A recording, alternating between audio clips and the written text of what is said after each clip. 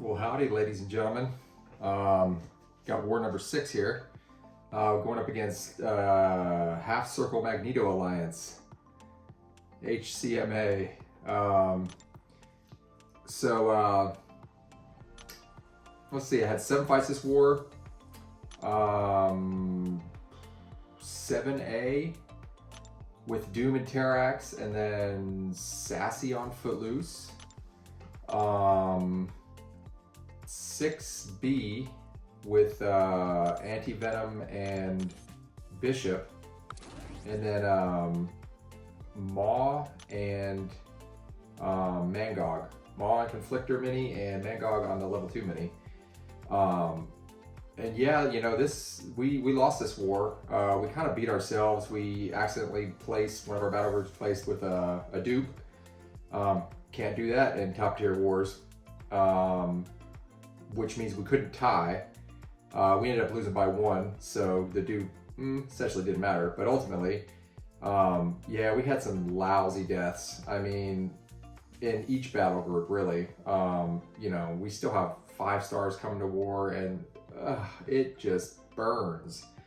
I mean, the thing is like Kabam gives you, they're literally giving us the tools to beat each global.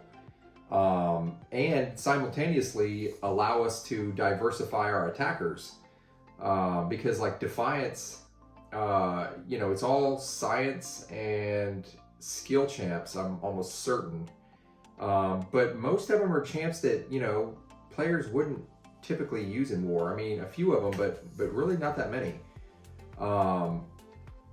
She-Hulk and Mr. Fantastic kind of being the exception there. But even with the last one, Power Down, same thing. Like, bunch of champs that allow you to beat the global, and you know, you just gotta take advantage of them. Like, there's no real reason to use 5-star champs. Like, I get it. I get, you know, Quake is still in use sometimes, but I mean, I still don't even advocate for Quake personally. I get that she gets around a whole lot of stuff, but yeah, I mean, one screw up and you're toast, basically, especially going up against rank 4 attackers. But anyway, you know, that's my take on it. So getting into this first node, 7 on 7A, is a real dick node now. Longshot shows up here a lot. This alliance placed Doom. It's a rank 4 Doom. I spec Max Serum and Max Inequity. The Inequity mainly for Terrox after this, but also Sprinkle for Doom, even though I won't be able to land many debuffs on him because of Conflictor. Mainly the Serum Science, I think, is better, because all his attacks are energy. Yeah, I have never taken this against Doom before. And I took this node in off-season versus Longshot, and it's man, he sucks. You really should have an Incinerator immune or like Vision. Especially against Miss-Tic. With Vision, you'd have to take Dex off, but like, so I didn't really, I mean, I knew what to expect here, but like, this was a tough fight. I mean, I persevered here, but you know, you see this, like, he will not give in to the double parry. That was like, what, 4 in a row. You know, I try to bait the the re-parry, double parry. Nope. Comes in medium and then immediately into the heavy every time. So I'm like, well, that's not working. So yeah, I basically get backed up here. I didn't want to push into level 2 when he's got Aura up, obviously, because man, if you don't have made that full thing, like, you're getting wrecked. Also learned, I guess I really haven't done that before. Like, so Petrify prevents Aura, so does Slow. But if Aura's already up, you saw me throw that level 2, and even though it procs Petrify, inflicts Petrify, because Aura was already there, he stood resolute after that level 2. He resisted it. So good to know. But yeah, like, a lot of this, like, taking those level 1s, I mean, I wasn't trying to just take them to the face unblockable, but I was more concentrated on, you know, my next move. What I'm going to do next. You know, about to get backed up here. How do I not push into level 2? You know, I mean, there's a lot of stuff going on here. But man, these power stings, they really, really helped in this fight. So yeah, like, that was challenging. That was my toughest fight this war, by far. In hindsight, white mags would help a lot there, because you can just parry and ignore conflictor. But not always possible. And I'm basically never going to bring white mags with She-Hulk and Mr. Fantastic. I mean, maybe occasionally, but most of the time it's going to have to be somebody else.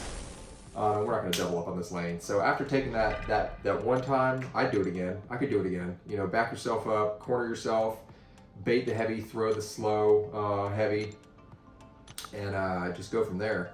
I mean, the level 2's fine as long as you have slow inflicted. And again, She-Hulk, her level 2, it inflicts Petrify twice, one on each hit. Same with heavy, it inflicts slow twice, one on each hit. So that's super helpful against conflictor.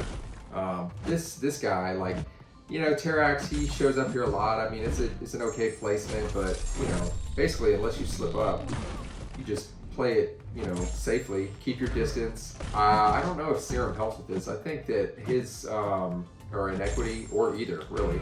I think it's like a flat damage from his Rock Shield. And plus, this guy was running Max Despair. You could see, or at least a few points in Despair, 1, 2 maybe. You can see, like, when I had a bunch of armor break stacks, my healing was significantly reduced.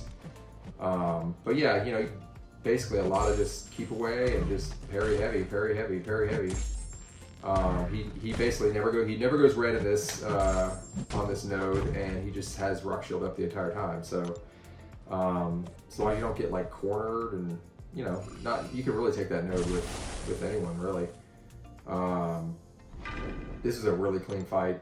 Sassy, this guy, man, he just gets worked by a She-Hulk anywhere. My spacing on this one was really good for evading and countering level 1. You basically get just far enough away to where he wakes up, he throws it, and you could just stand there and not have to block the first hit of the level 1, which gets you in the perfect distance. After that one, you'll see. It gets you within the perfect range to just counter the level 1. You dex once, and he's still vulnerable right here. Look at that. Wow. Each time. Back up once. There it is. That's like, you can go a little further back, but that's like the perfect distance right there. He throws the earth at you. She-Hulk 101, baby. Yeah, I'm also, man, my, how things change. I think that my next rank 4, I'm kind of wavering here. I'm kind of leaning a defender. I think I might do Skrull or Chavez, or Mojo, possibly Dragon Man, or probably one of those.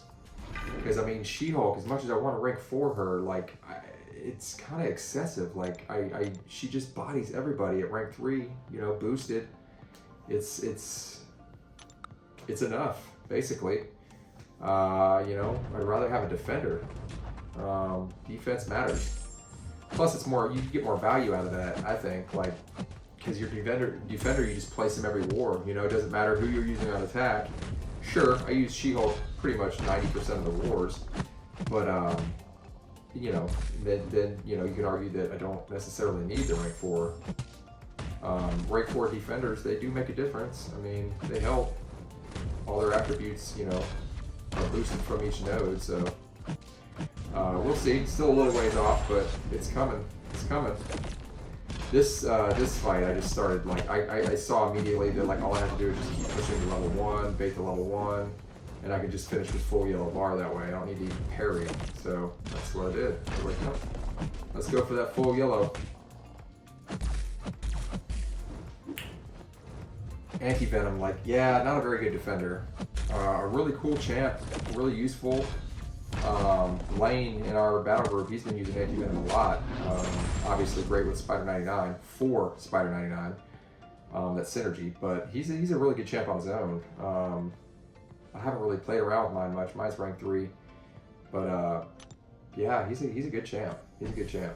I have some ideas for him on defense, but ultimately I just don't think he's a good defender. Easy to evade level 1. Heal from his Clintar debuff. You know, the level 2, if you push him there, you can block it. Yeah, just he's an attacker, in my opinion. This fight, I did a combat power rate pre-fight. You could do Petrify with him, you know, just to kind of mitigate the willpower heals from the combat power rate. But you don't need it, you know, because Vision inflicts heal block. This node, you can parry, but you know, you get that passive disorient, so it's like, you know, parry, count on a parry stun every, whatever it is, 10 seconds or whatever it takes for that disorient to wear off. But ultimately, like, I prefer Vision versus Bishop everywhere, anywhere. I know that he won't work on any node, but most nodes, Vision's gonna work, and he just shuts him down entirely. You don't have to worry about crap. Nimrod does well versus, well, I don't want to say well. He does the job versus Bishop, but the issue is that Bishop, you know, he goes ballistic with all the shocks and energy attacks. So it's kind of like a race to who dies first. Yeah, I mean, basically, if you take Bishop with Nimrod, you can solo, but you're taking a lot of damage, and it's risky. It's just risky. That's why I didn't bring him. Plus, I needed Vision for, yeah, I think it was the only fight, right? Yeah. That was it. So I was like, why? Why bring Nimrod? It's dumb. Unsafe. All about safety, folks. All about safety. Yeah, you just bait heavy and just never let him get a bar of power. He can't do jack. I mean, obviously don't get hit by the heavy, but apart from that. And then we're going into Ebony Maw on Conflictor here. Took him last war. It was last war, the war before. I played around with my spacing on this one a little bit, got smacked around, but ultimately, you know, you gotta practice, gotta try things out. That's how you get better, right? White Mag's pre-fight helps out on this node. Don't really need it. I mean, it's really helpful, but essentially you don't really need it. You could just reparry, you know, and there's nothing unblockable about Raw. You can just, you know, you're not getting any buffs, so you can just bait the level 1 or level 2. I mean, level 2 will probably hurt with the Prowess Puncture on your block, but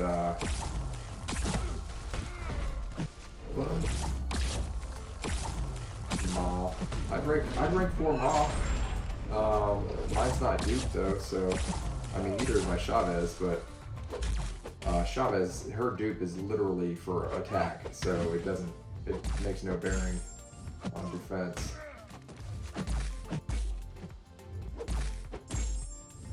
But yeah, I'd rank 4 Maw. He's always going to be a good defender.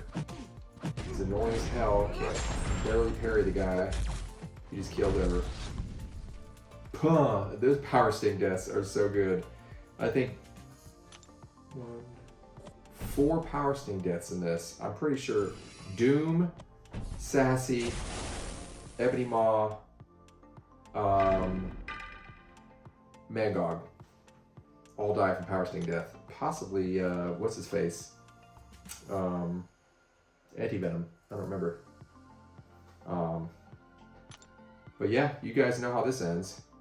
I get smacked a few times. I went for a slightly, the wake up medium. I was just a hair further than directly in the corner. I was like, just, I don't know, a light attack's distance away in the corner. So those are a little hard to gauge. You have to like, it's all timing, right? Like you have to, you know, when you're in the corner, when you've got him completely cornered or anybody, you just wake up medium, you dash in at him. Whereas if you're just slightly further away, you have to time that dash in medium as opposed to kind of just going more cavalier with it. And yeah, just, you know, I got there early and he woke up and after my medium basically passed by him and he hit me in the face a few times. But it doesn't matter, Mangog is he was up for, I mean, I guess he still is up for consideration for a rank 4 because he's both Miss-Tic and unstoppable armor.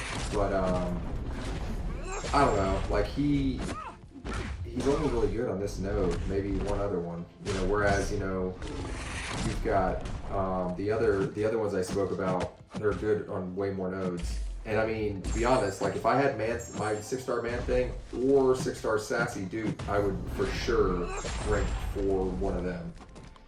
But anyway, yeah, we lost this war, but it was a fun war, and hopefully we learned something from it.